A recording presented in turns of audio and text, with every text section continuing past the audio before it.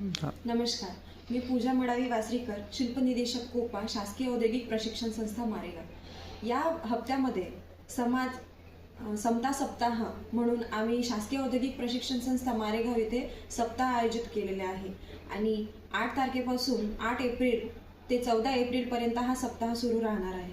त्यानिमित्त आज दिनांक 10 एप्रिल रोजी गाडगे महाराजांविषयी व्याख्यान या विषयावर चर्चा होणार आहे आणि कार्यक्रम सुद्धा होणार आहे।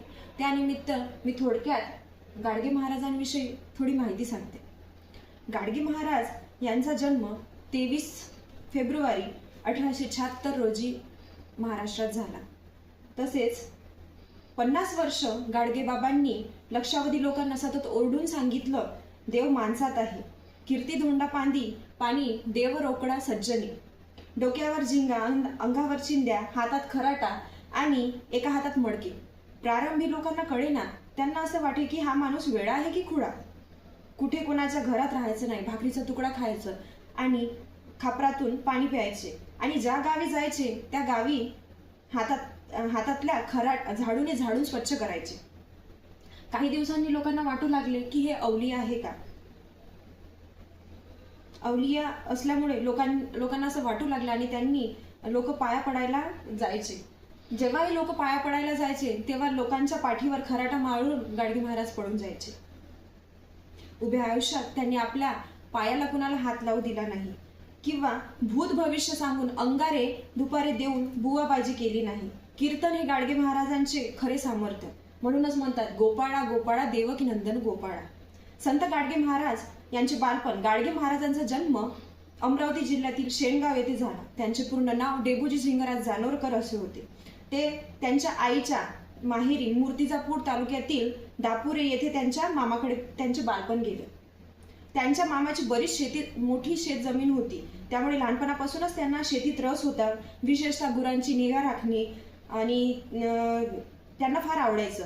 त्यांचे वडील झिंगराज हे परीट होते। आईचं नाव होतं सखूबाई। सखूबाई त्यांना गाडगे महाराजांना लाडाने डेबूजी असे म्हणायचे। डेबूजी लहान असतानाच त्यांचे वडील दारूच्या व्यसनापायी मृत्युमुखी पडले।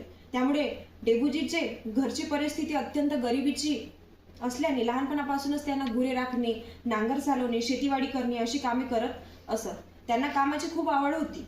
स्वच्छता हा त्यांचा विशेष गुण होता। डेबूजींचे लग्न लहानपणीच झाले होते। त्यांना 4 मुली होत्या, पण ते संसारात फारसे रमले नाही। घरदार सोडून अवघ्या समाजाचा संसार करण्यासाठी, सुधारण्यासाठी ते घराबाहेर पडले। 1892 साली जेव्हा त्यांचे लग्न झाले, त्यांच्या मुलीच्या बारशाला त्यांनी रूढीप्रमाणे दारू व मटणाच्या जेवणाऐवजी गोडाधोडाचे जेवण दिले। हा त्या काळातील परंपरेला दिलेला छेद होता। पण तरीही गावात कोणाचेही काही अडले नडले, कोणतेही काही काम करायचे असले तरी गाडगे महाराज हे नेहमी स्वतःहून पुढे येत। सार्वजनिक हिताची कामे सर्व जणांनी एकवटून केली पाहिजे हा धडा त्यांनी मिटल्यातोंडी गावकऱ्यांना शिकवला। दिनांक 1 फेब्रुवारी 1905 रोजी त्यांनी घरदाराचा त्याग करून संन्यास स्वीकारला। त्यांनी तीर्थाटन केले, अनेक ठिकाणी भ्रमण केले। वनवासातही त्यांनी लोकसेवेचे व्रत केले आणि कुठे सोडलं नाही। कोठे कोणी अडचणीत सापडल्या असल्यास त्यांना आपल्याहून मदत करायला धावायचे।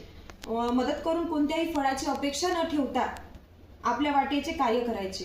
असे हे गाडगे महाराज म्हणून ओळखले जाणारे महाराष्ट्र राज्यातील एक कीर्तनकार, संत आणि समाज सुधारक होते। त्यांनी स्वच्छतेने गरीब राहणी स्वीकारली होती। ते सामाजिक न्याय देण्यासाठी विविध गावांना भटकत असत। गाडगे महाराजांची सामाजिक न्याय आणि सुधारणा आणि स्वच्छता या विषयांवर जास्त रुची होती। 20व्या शतकातील समाज सुधारकांपैकी जन आंदोलनामध्ये ज्या महापुरुषांचा सहभाग आहे त्यापैकी एक महत्त्वाचे नाव म्हणजे संत गाडगे महाराज। अशा या गाडगे महाराजांना मी विनम्र अभिवादन करते आणि माझी 2 शब्द संपवते। जय हिंद, जय भारत।